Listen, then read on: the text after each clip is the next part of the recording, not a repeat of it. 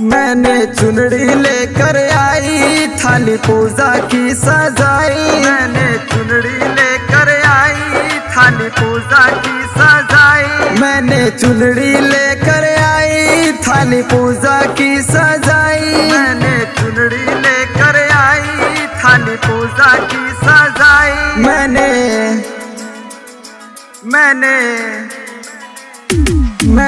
चुनरी लेकर आई, थाली पूजा की सजाई। मैंने चुनरी लेकर आई, थाली पूजा की सजाई। ओ मैया अब न हमें तू रुला, तू आके एक झलक दिखला, तू आके एक झलक दिखला।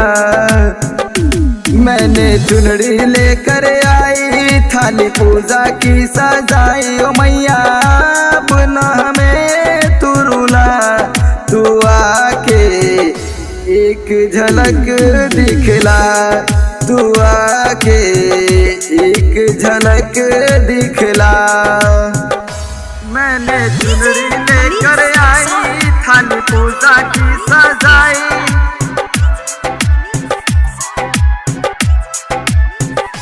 मैंने चुनरी लेकर आई, थाली पूजा की सजाई। तू काली रूप में आई, अजब की खेल दिखाई। तू ही दुष्टों पापी का गला धर से हटाई। तू काली रूप में आई, अजब की खेल दिखाई। तू ही दुष्टों पापी का गला धर से हटाई।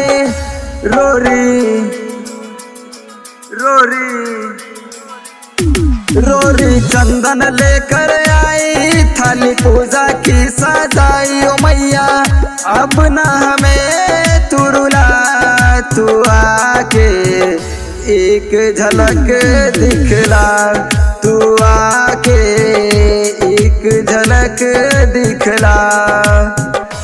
मैंने चुनरी लेकर आई, थाली पूजा की सजाई।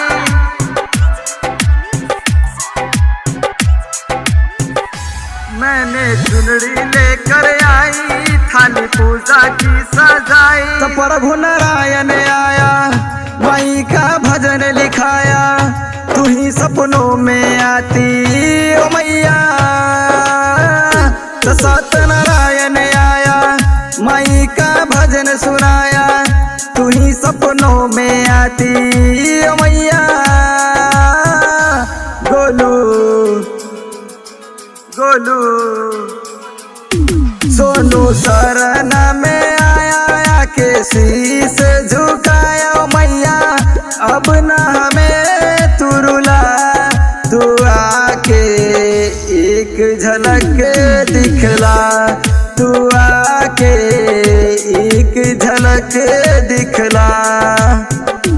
मैंने चुनरी लेकर आई, थाली पूजा की सजाई। ओ मैया अब न हमें तू रुला, तू आके एक झलक दिखला, तू आके एक झलक दिखला। पुष्पानी रिकॉर्डिंग स्टूडियो दरभंगा।